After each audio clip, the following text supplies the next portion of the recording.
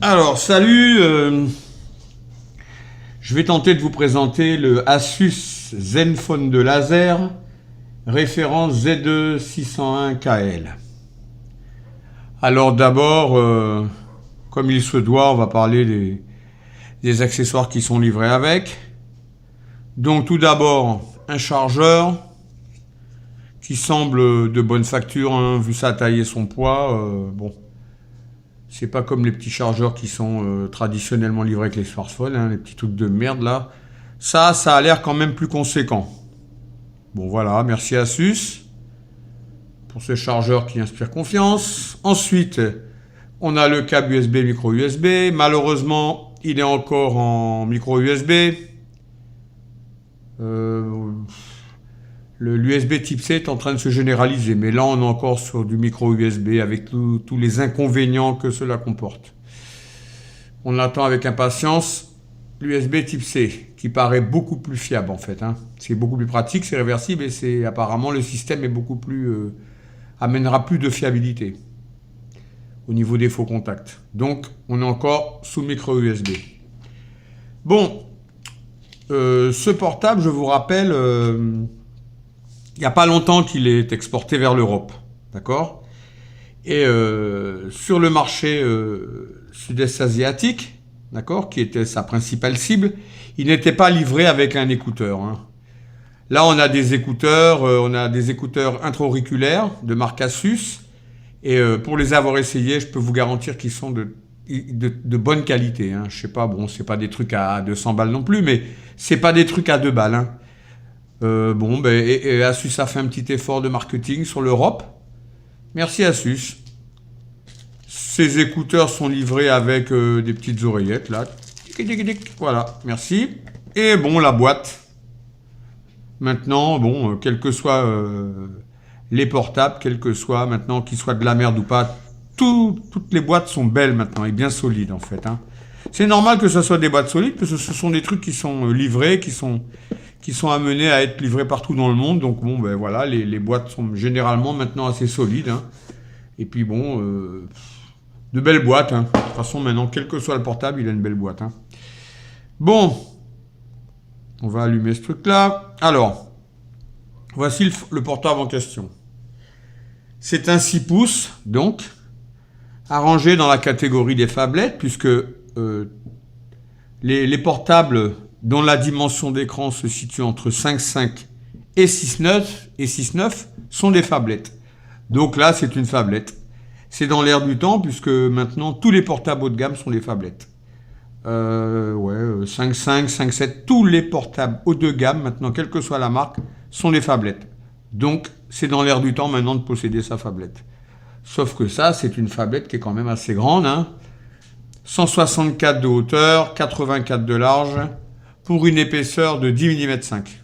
D'accord? Donc voilà quoi. Bon, l'écran, je vous le rappelle, est un 6 pouces en Full HD. D'accord?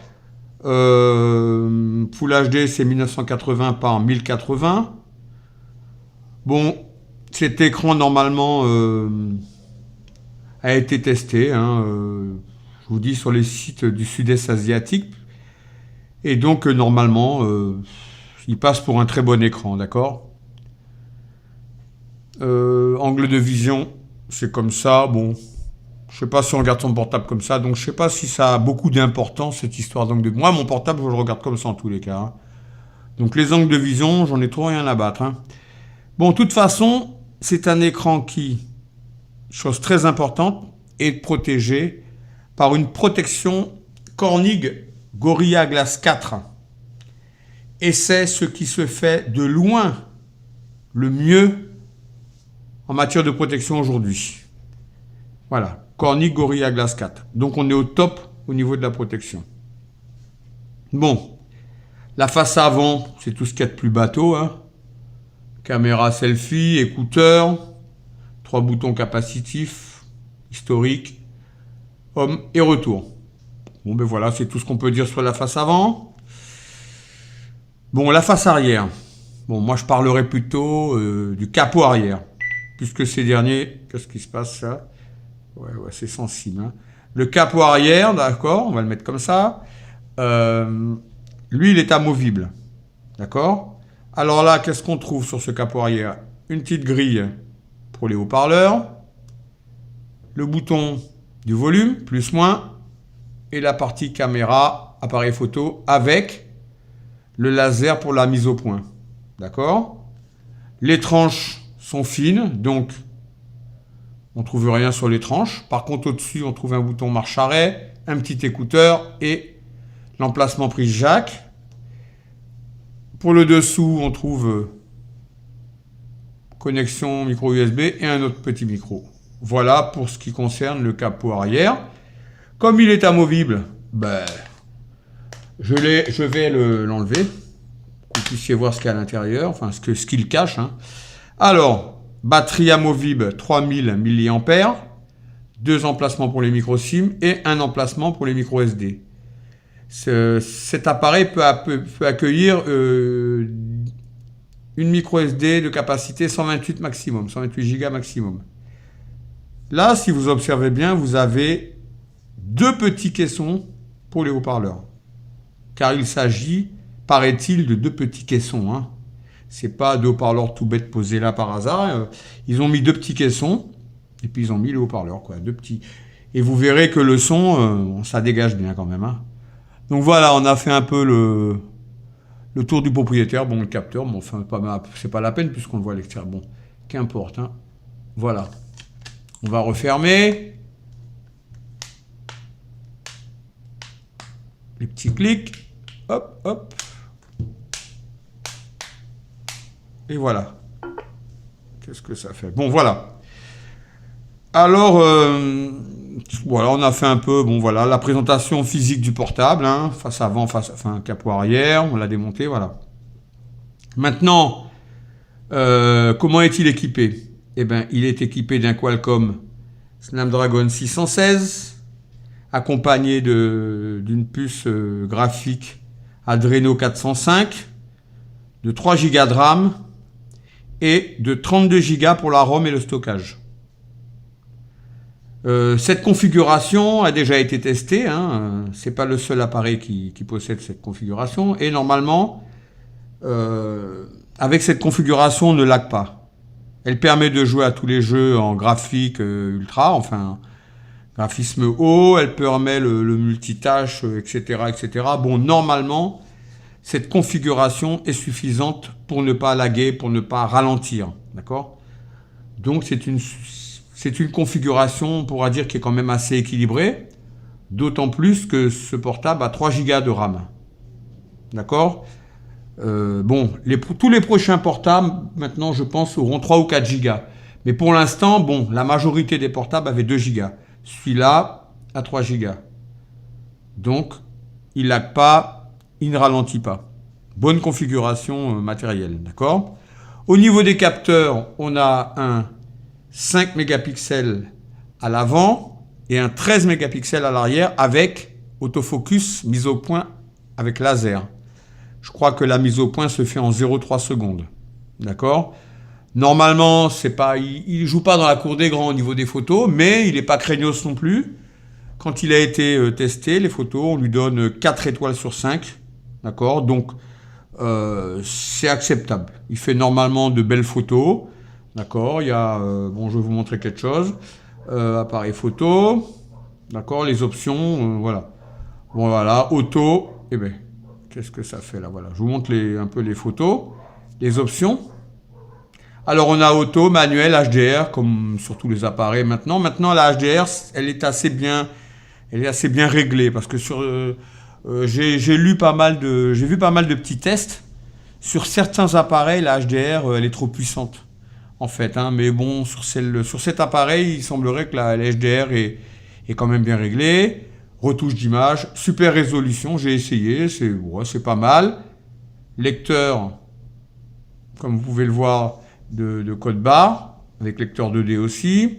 Il y a l'option éclairage faible, qui permet de multiplier la luminosité jusqu'à 400%. Donc c'est une option qui est quand même très intéressante pour prendre des photos en très basse luminosité. Et à l'option nuit, je pense que l'option nuit, hein, j'ai essayé, il me semble que l'option nuit c'est plus ou moins option éclairage faible. Hein. mais avec peut-être, c'est exactement la même option, mais avec des paramètres qui sont peut-être un peu moins poussés. D'accord?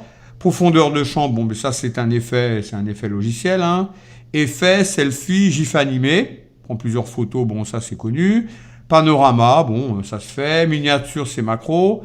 Retour dans le temps, je sais pas ce que c'est, bon, il faudra que j'essaye. Panosphère, bon, apparemment c'est une espèce de, bon, c'est un effet. Retrait intelligent, c'est pour retirer quelqu'un qui serait dans le champ de vision.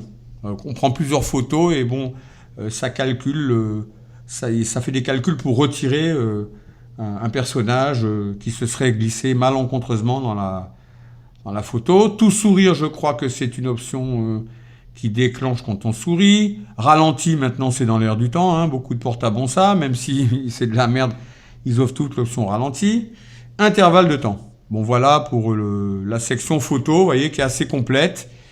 Et je vous le rappelle, normalement, c'est un appareil qui fait d'assez belles photos. Les selfies aussi, bon, ça va. Hein, bon. Maintenant, bon, voilà, on a fait le tour, etc. Bon, je vais vous faire écouter. Comme on a vu qu'il y avait 2 haut-parleurs stéréo, je vais vous faire écouter un petit peu le son. On va aller sur... voilà. Il faut écouter un petit peu le son de ces fameux haut-parleurs, là. Attends, voilà. Alors, bien sûr, je suis allé sur une musique libre de droit. Voilà.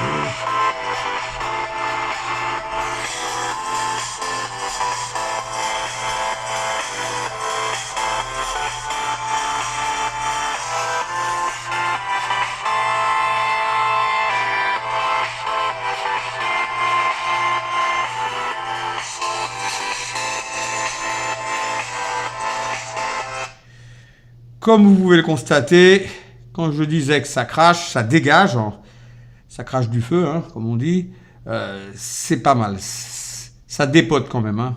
Pour un smartphone, il a quand même un... Ah ouais, ça envoie du lourd pour un smartphone. Au niveau du son, là, c'est pas mal. Hein. Je sais pas s'il y a beaucoup de téléphones qui font ça aujourd'hui. Enfin, de toute façon, ce portable-là, il est connu pour ça, hein, pour ses qualités sonores. Hein. Il dégage tant au niveau de... Il a un très bon son au niveau de stéréo, au niveau du son extérieur. Et quant au son intérieur, c'est-à-dire le son par le jack et tout, c'est pas mal non plus. Donc il est très bien noté de ce côté-là. Hein. Très très très bon. La section sonore est excellente. On peut même customiser. Section sonore, là, film, musique, effets avancés, bon, voix, jeu, etc. Voilà. Ouais, Azen, hein. C'est Azen Assistant Audio, d'accord. Maintenant, je vais vous parler maintenant de l'interface Zen UI. C'est la surcouche Asus, d'accord. Avec Zen UI, on n'a pas trop l'impression d'être sous Android, en fait.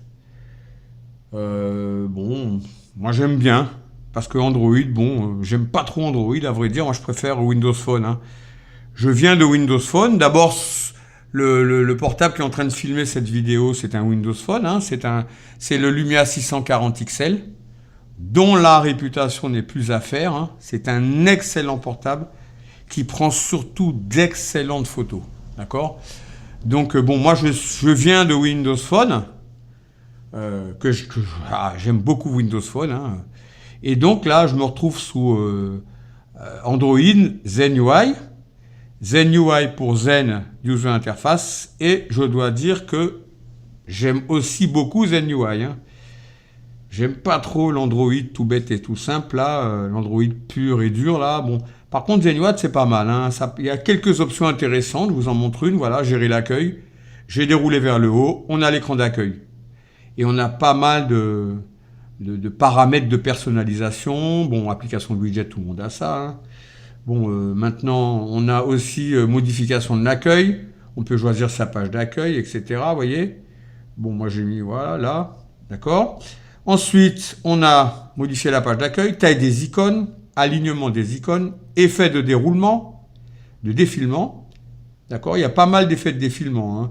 Moi, je l'ai placé sur aléatoire pour pouvoir bénéficier de tous mes effets de défilement. D'accord ?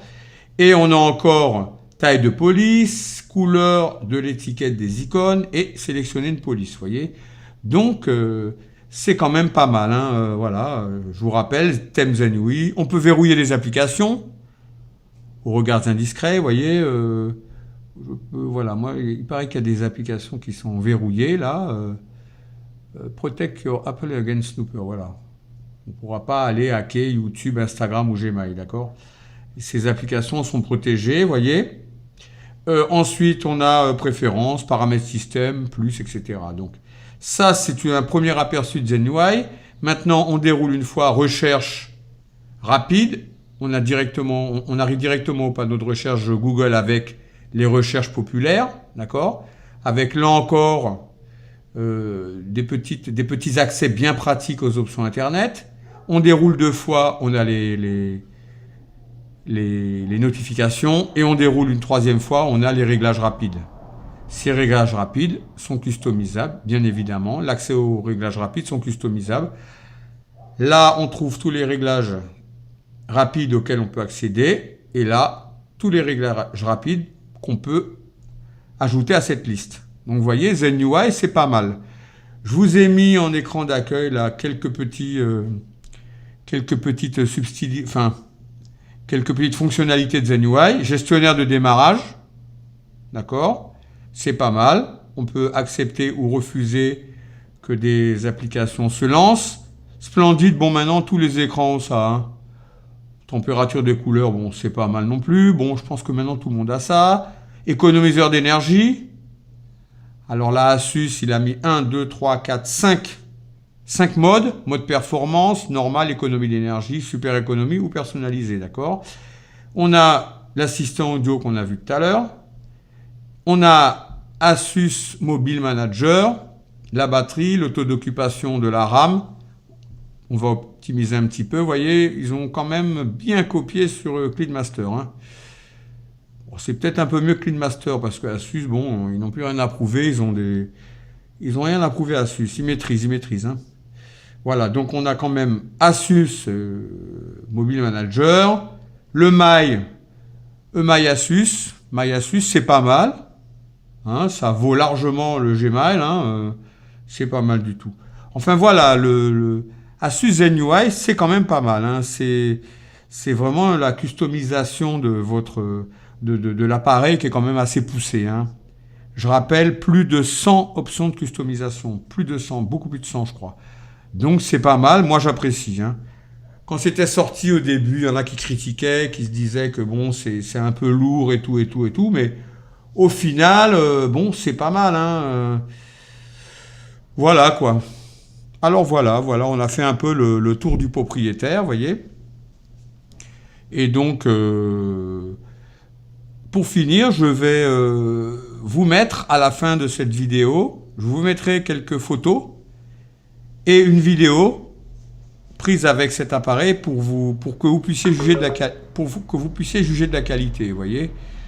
Donc, eh ben, sur ce, je vous dis au revoir et puis à bientôt.